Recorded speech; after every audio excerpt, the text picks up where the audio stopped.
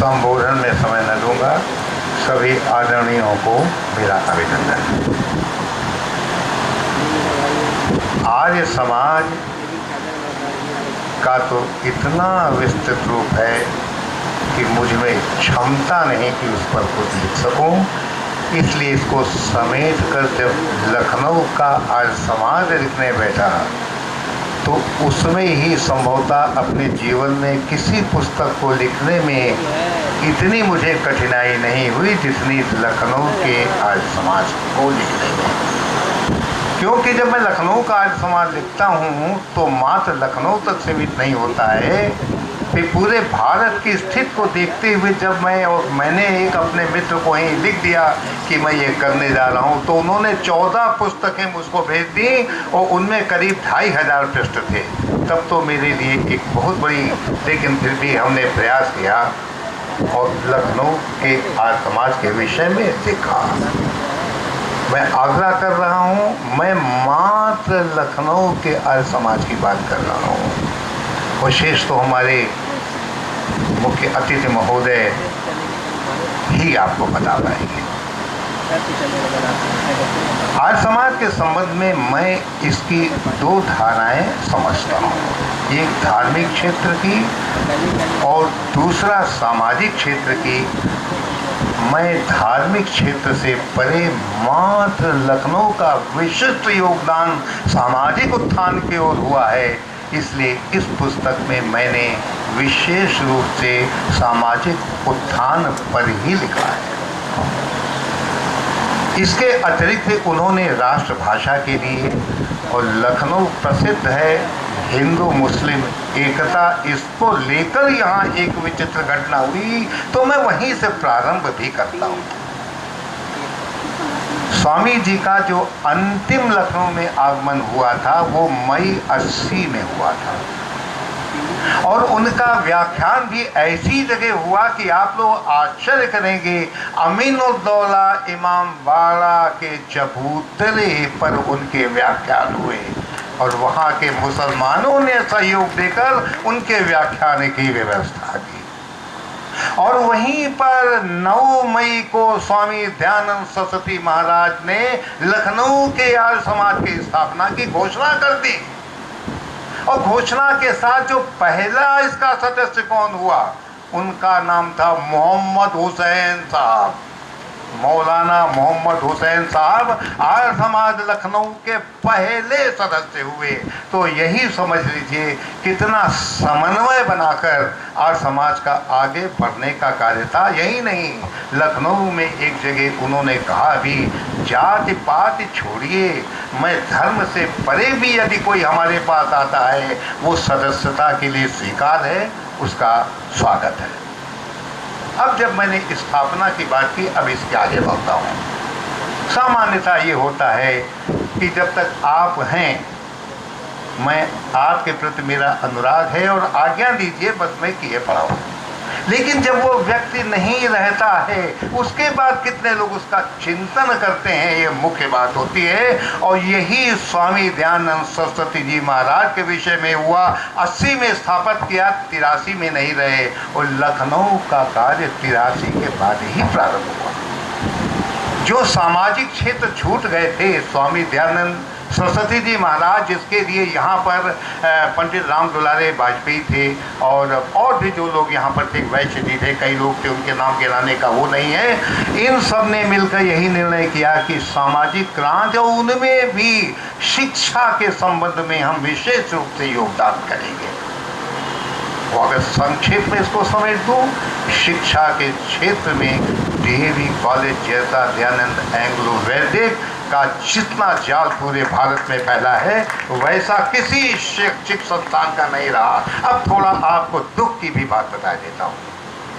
लाहौर का दयानंद एंग्लो वैदिक कॉलेज की जो जितने पैसे गए थे उनमें अधिकांश लखनऊ से गया था। ये अभिलेखित है यहाँ के रिकॉर्ड में, मैंने पढ़ा है। और यहाँ तक कि जब लखनऊ में स्थापना की बात हो रही थी या अवध में हो रही थी तो यहाँ की कमेटी ने एक निर्णय लिया ये निर्णय के लिया जब तक लाहौर स्थापित नहीं हो जाएगा हम यहाँ के नींव का पत्थर नहीं रखेंगे। और निरंतरता से जो भी आर्थिक सहायता थी, यहाँ से जो कुछ इनको प्राप्त हुआ, ये सब लाहौर को देते रहे। यही नहीं, रावलपिंडी आदि जगह जितने विद्यालय। लेकिन हमारा दुर्भाग्य, जब देश का विभाजन हुआ तो यहाँ की ये छाती पाकिस्तान चली गई। यही नहीं बल्कि लाहौर में यहाँ के एक पंडित रहस बिहारी तिवारी थे, उनके बारे में मैंने इस पुस्तक में लिखा है। उनका बड़ा योगदान था, वहाँ पर उनकी मूर्ति लगी थी, तो उसको तो फिर वहाँ से हटना ही था, क्योंकि जब मूल से हटा देना था, यहाँ की स्मृति चिन्ह नाम से कुछ न रहे। तो इस प्रकार वो समापित हो गया।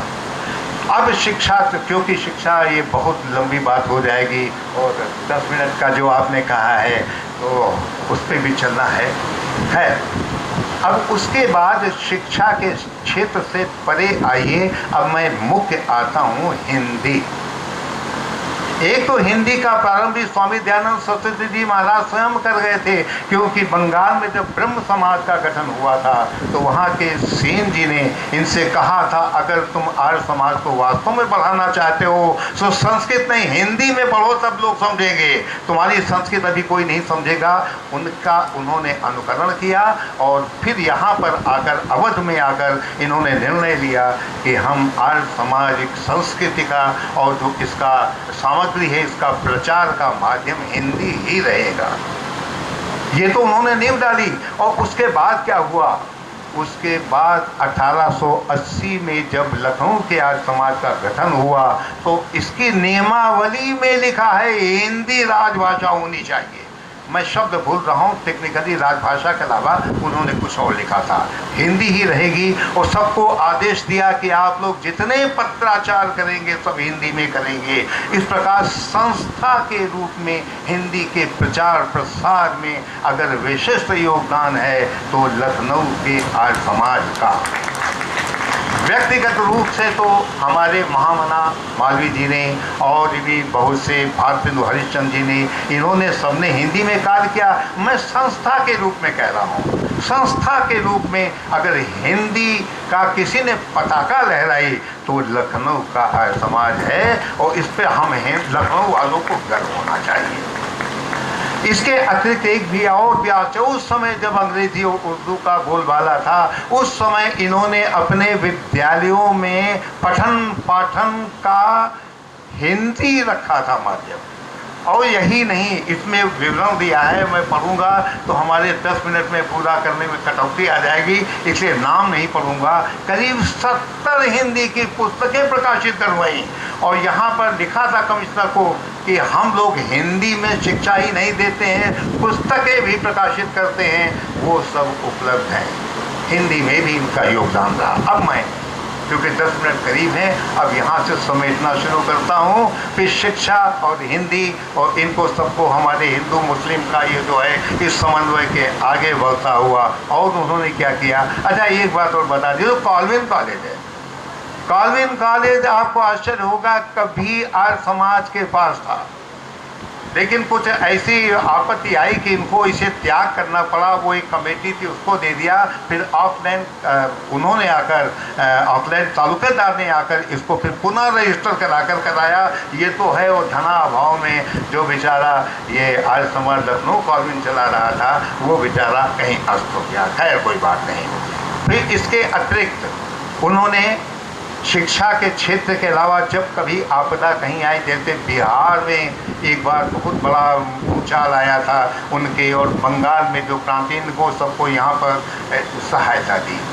और ये हमारे क्या नाम, जो गरीब लोग हैं निराश्रित, जिनको कहीं नहीं था, उनको भी स्थान दिया। टेलरिंग के स्कूल खोले, औषधालय खोले, और शिक्षा में मैंने दया एंग्लो और नवयुग कन्या पाठशाला इस प्रकार इतनी खोली, और व्यायामशाला तक खोला। और यहाँ पर गणेश चंद्र का व्यायामशाला जो यहाँ प्रसिद्ध है, वो भी पंडित राम दुलारे वाजपेयी के समय में स्थापित हुआ था। इस प्रकार अब इस कथा को यहीं समेटकर बाकी जो शेष है आप लोग पुस्तक ले जाएंगे तो पढ़ेंगे ही। लिखा कम समझिए ज़्यादा, यहीं मैं इसको समापित करता हूँ। और आर्य समाज ने जो लखनऊ ने जो परंपरा, बस मैं ये अपेक्षा रखता हूँ, हम हाथ जोड़कर प्रार्थना करते हैं कि लखनऊ की उस आर्य समाज की गरिमा के पुनर्स्थापन की दिशा में हम सब लोगों को संयुक्त रूप से प्रयास करना चाहिए। नमस्कार।